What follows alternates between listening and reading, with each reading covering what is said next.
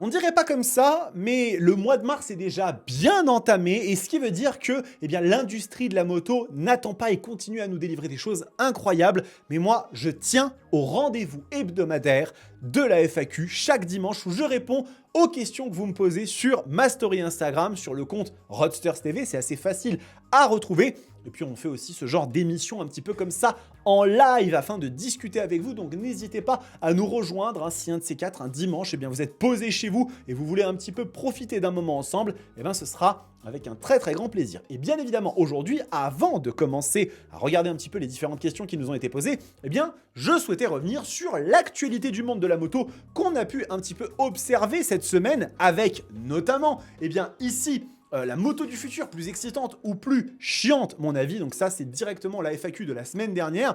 Et puis ensuite, nous avons une grosse annonce de la part de Ducati pour le 26 mars avec la Panigale Superleggera Centenario. Pour celles et ceux d'entre vous qui ne savent pas ce qu'est une Superleggera, il ne s'agit ni plus ni moins que de la Panigale la plus folle qui puisse exister, mais qui littéralement ridiculise les modèles standards avec, pour la dernière version, un prix de plus de 150 000 € et une machine avec un rapport poids-puissance tellement effrayant que vous n'oseriez même pas le raconter autour d'un feu de camp comme histoire d'horreur. Bref, très très cool. Et puis alors cette vidéo qui a fait réagir énormément, la marque ZX Moto qui arrive en France, grosse annonce à l'ECMA 2025, elle avait fait un petit peu son bout de chemin cette annonce, et j'en parle tout en mettant un tout petit peu de prudence et de pincette sur cette marque qui est très très jeune, qui n'a que 2 ans. Certains d'entre vous ont mentionné le fait qu'elle est présente en compétition, donc c'est potentiellement un gage de confiance. Non, ça ne l'est absolument pas. Ça ne veut pas dire que la marque ne va pas fonctionner, mais je vous en parle dans la vidéo. N'hésitez pas à aller regarder.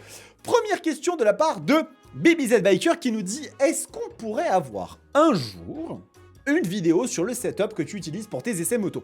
Et à cela, je réponds oui. Je réponds bien évidemment que oui, ce sera quelque chose de tout à fait possible. Ça fait un moment que je n'ai pas pensé à réaliser ce genre de vidéo, alors que pourtant, je sais que c'est quelque chose qui vous intéresse, mais je vais effectivement m'atteler à vous réaliser une petite vidéo dans laquelle je vais vous présenter ce genre de petits appareils que j'utilise. Ça, c'est la caméra qui m'a accompagné depuis l'ECMA 2025. Extraordinaire et je pense que le résultat était à la hauteur de vos attentes parce que vous avez beaucoup aimé à la fois la couverture du salon de Milan, mais aussi celle du salon du Deux Roues de Lyon. Il y a bien évidemment beaucoup d'autres choses avec des micros, des GoPro, etc., des attaches, mais tout ça en fait, je vous le montrerai en temps et en heure, ne vous inquiétez pas. Je vais préparer cette vidéo, c'est un petit peu comme les fameuses vidéos de sport, elles vont arriver très très vite. J'ai eu un petit arrêt très léger de santé, rien de grave, vous inquiétez pas, et je dois me remettre un petit peu, j'ai une petite rémission à faire. Une fois que ce sera fait, j'attaquerai ces vidéos là aussi, donc beaucoup de boulot en prévision.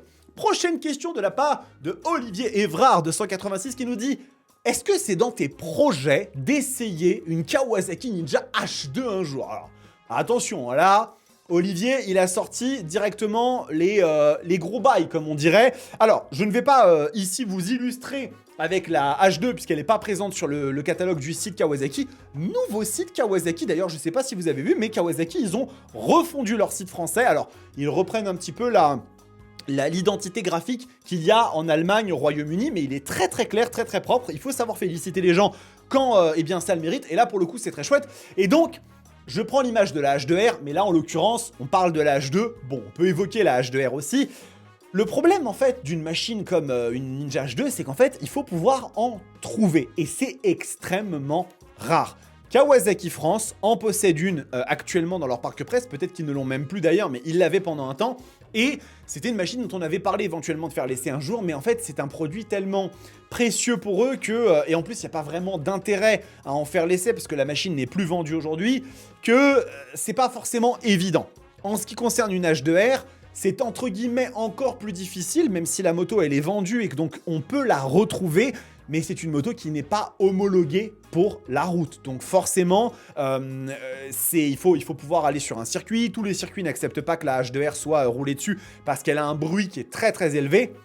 Donc c'est des défis. Ça ne veut pas pour autant dire que ça n'arrivera jamais, mais il faut mettre ça en place.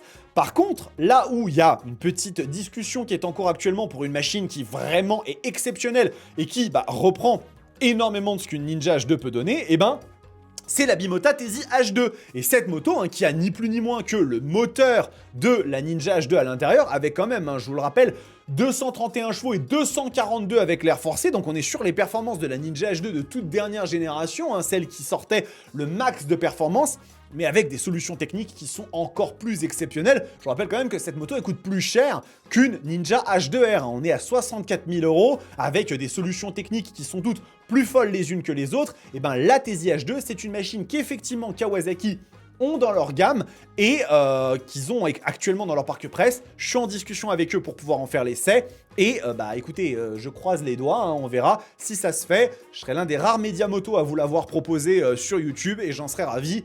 On verra ce que l'avenir nous réserve. Prochaine question de la part de McCry. McCry, ça me fait penser un peu à Devil May Cry, ce qui me fait me dire que j'attends avec impatience l'annonce d'un nouvel épisode. Si vous aussi vous êtes des fans de la saga de Dante, n'hésitez pas à le dire dans les commentaires. Bref, aucun rapport.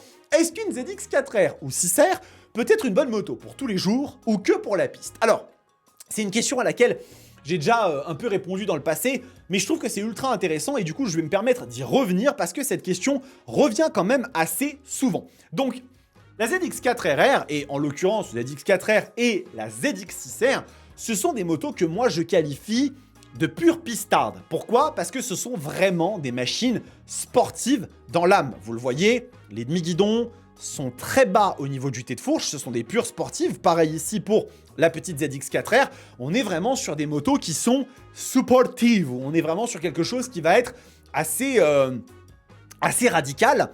Et en plus de ça, la 4R et la 6R ne boxent pas tout à fait dans les mêmes catégories en termes de cylindrée, etc. Mais si on regarde un petit peu, en fait, ce qui va être intéressant, c'est qu'une machine comme la ZX4R, c'est une moto qui sort aujourd'hui 77 chevaux sur un moteur qui fait 400 cc.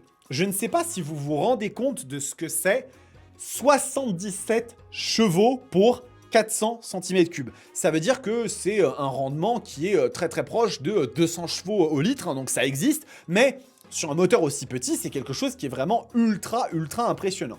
Et après, si on va regarder un petit peu, du coup, l'autre machine, la ZX6R, on est du coup à 636 cm3, donc 236 cm3 de plus pour 129 chevaux avec l'air forcé. C'est aussi un délire. Et ça, ça a une conséquence.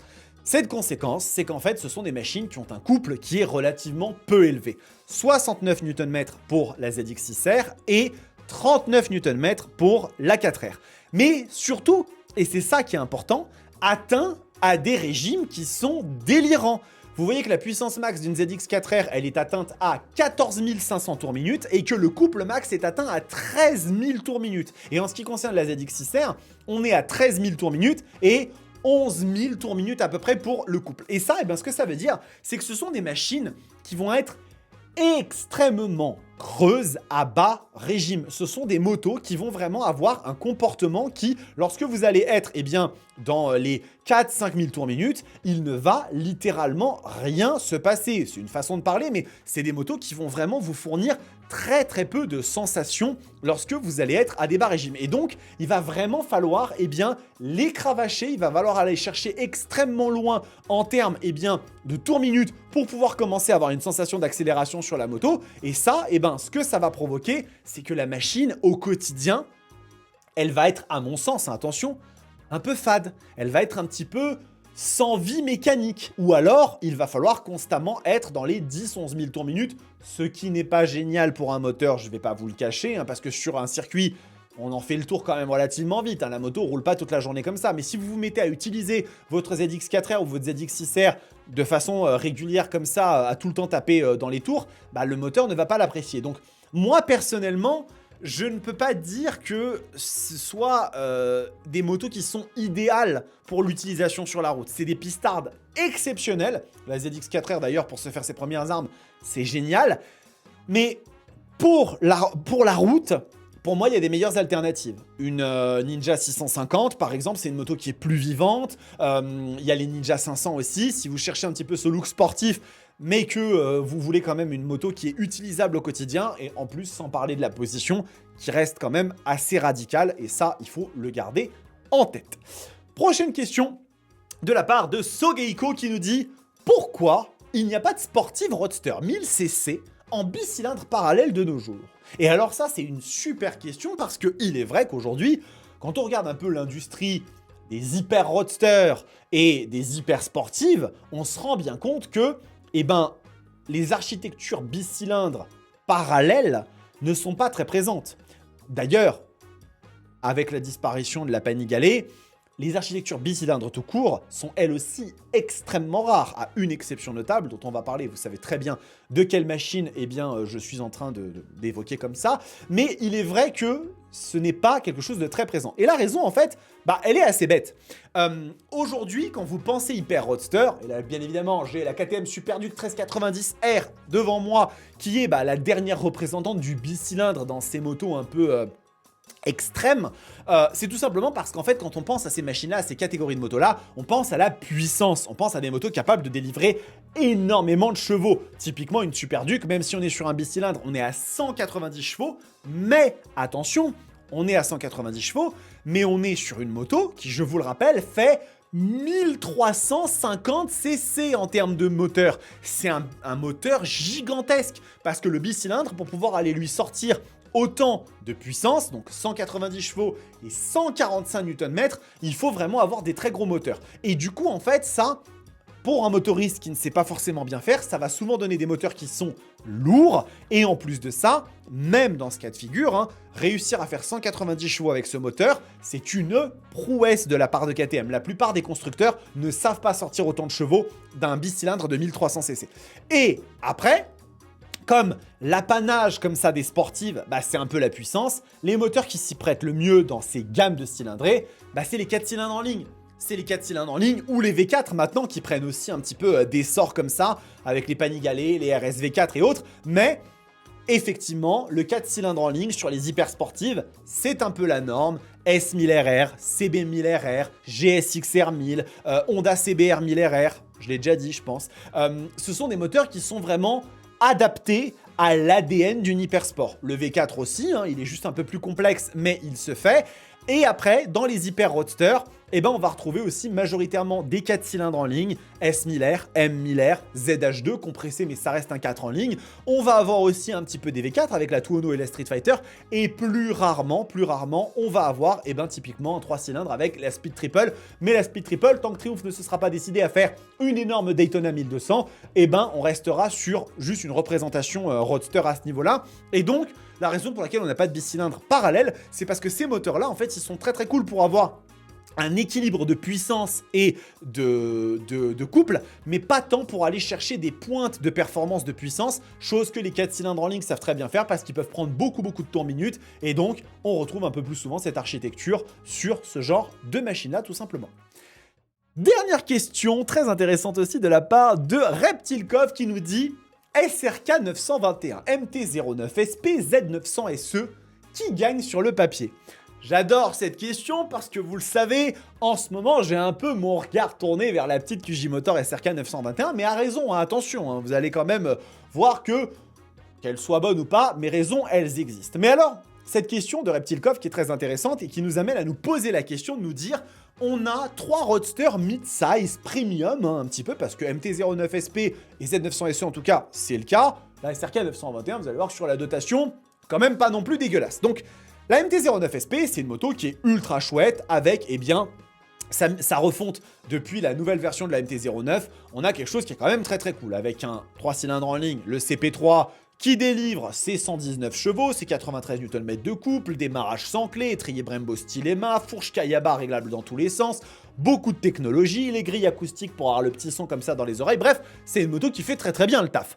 La nouvelle Z900SE, c'est pareil, c'est une machine qui a été remise à jour de très très belle façon. La nouvelle version de la Z900, elle est excellente, avec une nouvelle gueule, Sugumi, tout ce qu'on aime bien. Là, regardez-moi ça, là, cette face avant ultra agressive. Peut-être que j'ai une image comme ça, on la voit de devant. J'aime beaucoup ce masque un petit peu, qui est ultra sympa. La machine a un look qui est très très cool aussi, au niveau du traitement des surfaces, des vernis. J'adore ce qu'ils ont fait. La Z900, c'est une moto avec laquelle j'avais vraiment du mal. Je trouvais qu'elle était vieillissante, j'aimais pas le look, elle manquait de technologie. Celle-ci s'est vraiment remise un petit peu au diapason.